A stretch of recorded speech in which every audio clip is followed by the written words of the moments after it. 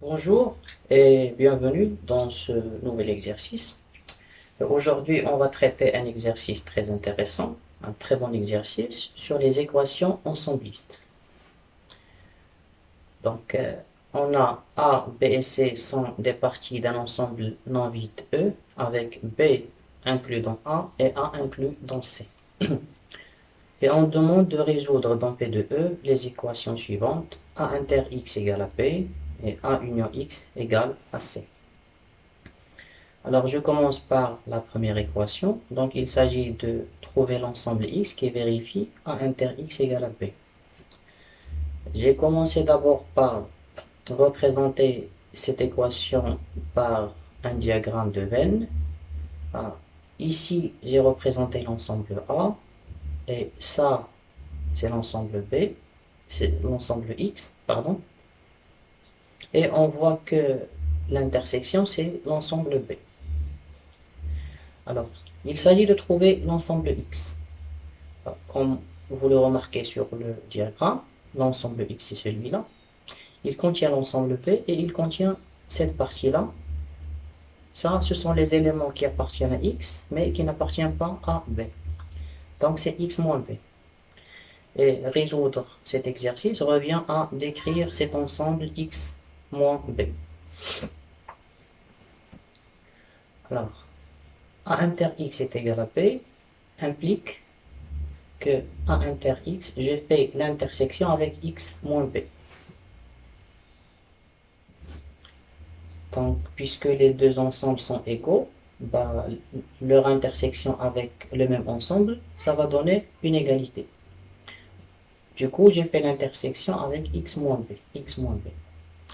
Alors, a inter x moins b est égal à inter x moins b. Pourquoi? Parce que l'ensemble x moins b, il est inclus dans x. Donc, x inter x moins b est égal à x moins b. Donc, il reste a inter x moins b. B inter x moins b est égal à l'ensemble vide. Pourquoi? Parce que si un élément appartient à cet ensemble, alors forcément il appartient à B, et il appartient à X, et n'appartient pas à B. Donc un élément qui appartient à B et qui n'appartient pas à B, ça n'existe pas. Donc c'est l'ensemble vide.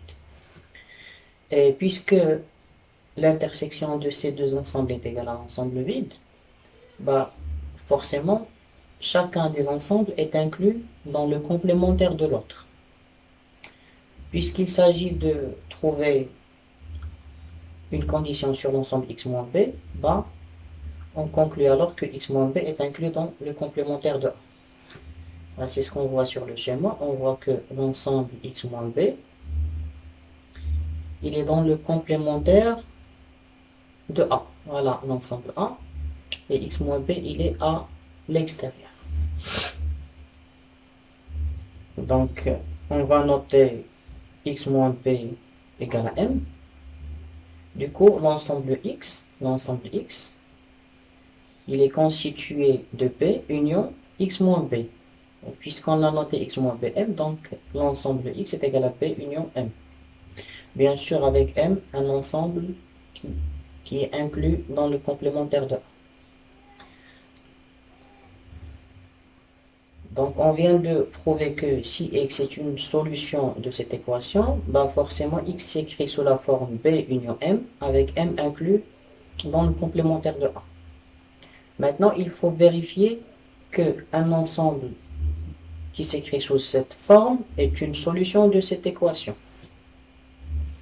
Alors, si x est égal à P union m avec m inclus dans le complémentaire de A, il s'agit maintenant de montrer que A inter x est égal à B. Alors, A inter x est égal à A inter B union m. J'utilise la distributivité de l'intersection par rapport à la réunion. Ça fait A inter B union A inter m. Alors, A inter B est égal à B parce que l'ensemble B il est inclus dans A. On a ici une condition. Donc ça fait A inter B union A inter M.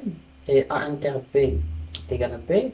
Et A inter M est égal à l'ensemble vide. Parce que M est inclus dans le complémentaire de A.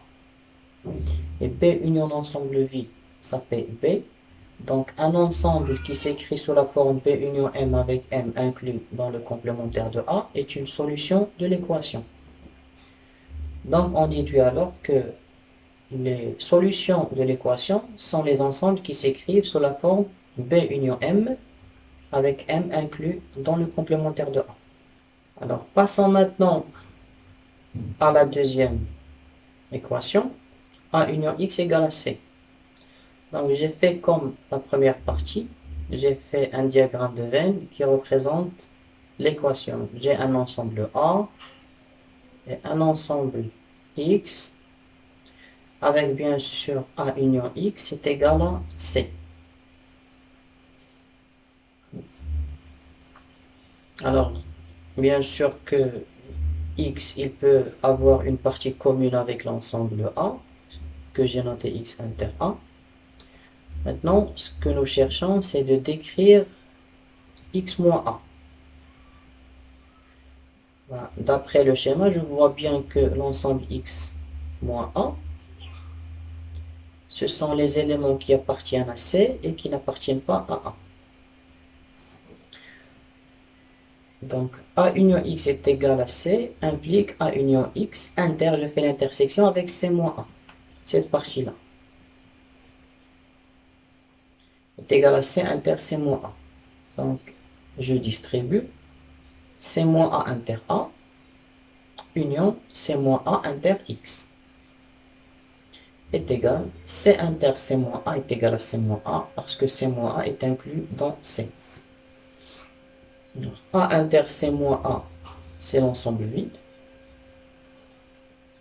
Il reste X inter C moins A égale à C moins A.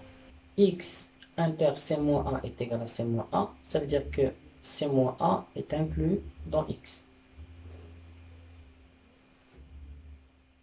D'autre part, puisque A union X est égal à C, bah forcément X il est inclus dans C. Donc on conclut que l'ensemble X il contient C moins A et il est contenu dans C. Maintenant, il faut vérifier la réciproque, c'est-à-dire si j'ai un ensemble X qui contient C moins A et qui est contenu dans C, est-il solution de cette équation? Donc, on a C moins A inclus dans X, donc A union C moins A est inclus dans A union X. Voilà. Alors, l'ensemble A, c'est le même, et puisque C moins A est inclus dans X, donc on a cette inclusion. Donc, C inclus dans A union X.